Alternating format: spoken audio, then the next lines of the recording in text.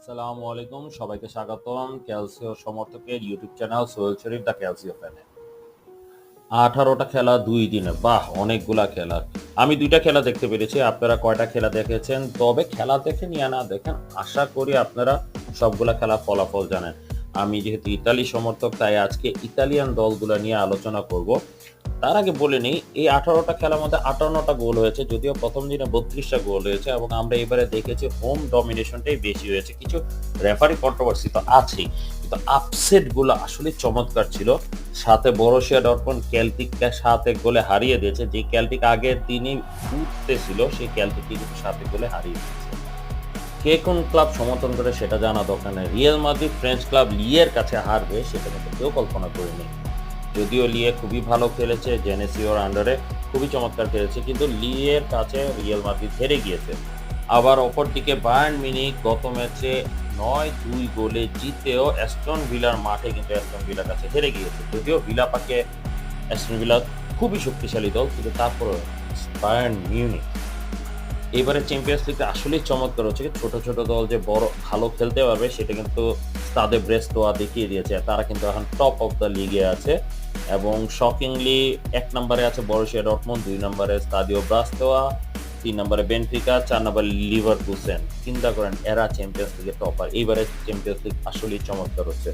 যদিও এবারে চ্যাম্পিয়ন্স লিগে সবগুলো দল ভালো খেলছে, কিন্তু 4টা দল এখন পর্যন্ত কিন্তু গোল করতে পারেনি। বলোনিয়া, শাখতার দোনেৎস্ক, সালজবুর্গ আর Young Boys Bern. Bologna, Shakhtar Donetsk অবশ্যই একে অপরের সাথে নিজেদের খেলাতে 0-0 করে ড্র করেছে, তো ওদের আসলে আরো ভালো করার সুযোগ আছে। বরুসিয়া ডর্টমুন্ডের কথা বলেছি, এইবারে তারা 2 ম্যাচে হাইয়েস্ট গোল স্কোরারের খেতাবে নাম লিখিয়ে ফেলেছে। 10টা গোল করেছে, 1টা গোল খেয়েছে। সেকেন্ডে আছে সর্বোচ্চ গোলদাতার মধ্যে বায়ার্ন মিউনিখ 9-2, যেখানে বায়ার্ন মিউনিখ আগের ম্যাচে 9টি গোল করেছে আর গত ম্যাচে কোনো গোল করতে পারেনি। আর তৃতীয় জার্মান ক্লাব লিভারকুসেন খেলেছে এসি মিলানের বিরুদ্ধে। ইতালিয়ান ক্লাব, যেহেতু ইতালিয়ান ক্লাবগুলো চ্যাম্পিয়ন্স লিগে কি করেছে সেটা নিয়ে ভিডিও, তাই জার্মান ক্লাবগুলো বাদ দিই। যদি এটা শুরু করছি জার্মানি ভার্সেস ইতালি নিয়ে। লিভারকুসেন বনাম এসি মিলানের খেলায় লিভারকুসেন 1-0 গোলে জিতলেও খেলার ফলাফলটা কিন্তু আসলে ট্যাকটিক্স গুলোকে শো করতেছে না।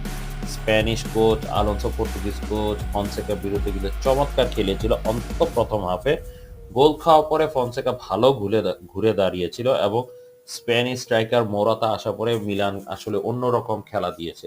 যা ল্যাকিংস ছিল সেটা হচ্ছে একটি গোলের।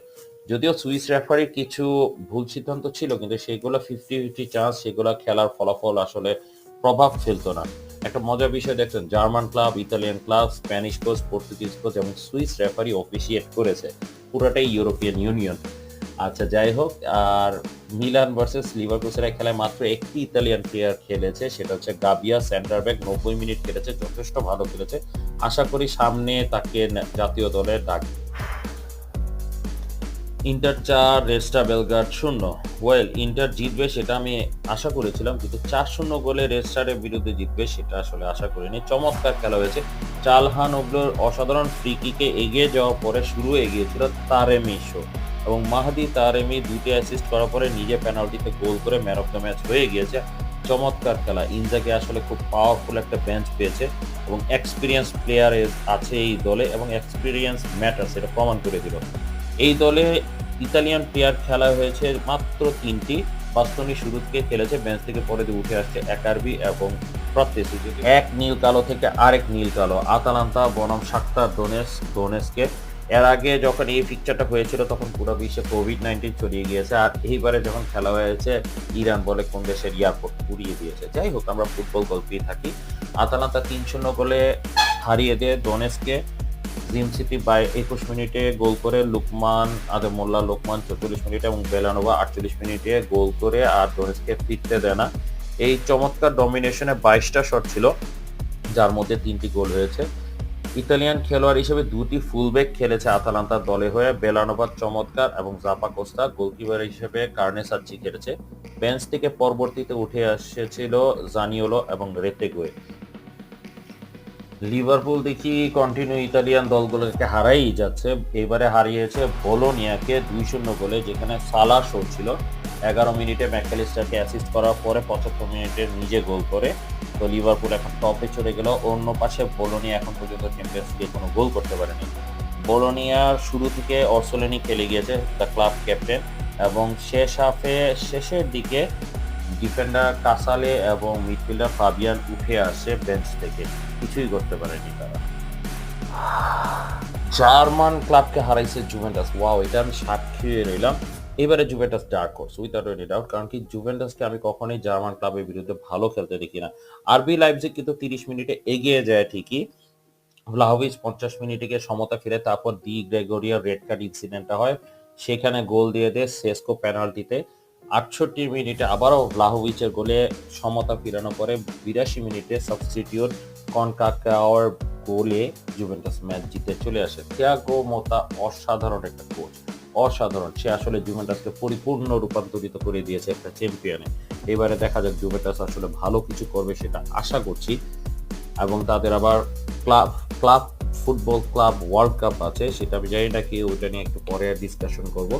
জুভেন্টাস ভালো করা মানে চেয়েছে ইতালি জাতীয় দল ভালো করা, এবং জুভেন্টাসের 4 জন শুরু থেকে খেলেছে, 2 জন বেঞ্চ থেকে উঠে আসছে।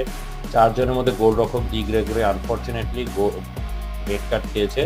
সাভোনা 61 মিনিট পর্যন্ত খেলেছে। ফাগিওলি একটা অ্যাসিস্ট করেছে, ক্যাম্বিয়াসও লেফট ব্যাক হিসেবে একটা অ্যাসিস্ট করেছে, এবং বেঞ্চ থেকে উঠে আসা গাতি পুরা ম্যাচ আসলে চমৎকার খেলেছে, এবং পেরিনো যথেষ্ট ভালো খেলেছে। তো জুভেন্টাসের জন্য এবারে ভালো কিছু আশা আসলেই করছি ইতালিয়ান। এইখানেই শেষ করলাম 5টা ইতালিয়ান ক্লাবের কথা। জুভেন্টাস টপে আছে, সেকেন্ডে ইন্টার, থার্ডে আতালান্তা, ফোর্থে বলোনিয়া একটি ড্র করে শাখতার দোনেস্কের বিরুদ্ধে, এবং মিলান 0 পয়েন্ট নিয়ে একদম তলানিতে আছে ইতালিয়ান 5টা ক্লাবের মধ্যে। এখন ফুল র্যাঙ্কিং যদি আমরা হিসাব করি, জুভেন্টাস 7th গোল ডিফারেন্সের মাধ্যমে, ইন্টার 9th এবং আতালান্তা 11th, বলোনিয়া 26 টিম এবং 32nd টিমে মিলান আছে। যদিও ইতালিয়ান ক্লাবগুলোর কঠিন সমর্থকের বিরুদ্ধে খেলাগুলো মাত্র শেষ হয়েছে, আগামীতে আছে ইজি সমর্থকের বিরুদ্ধে খেলা।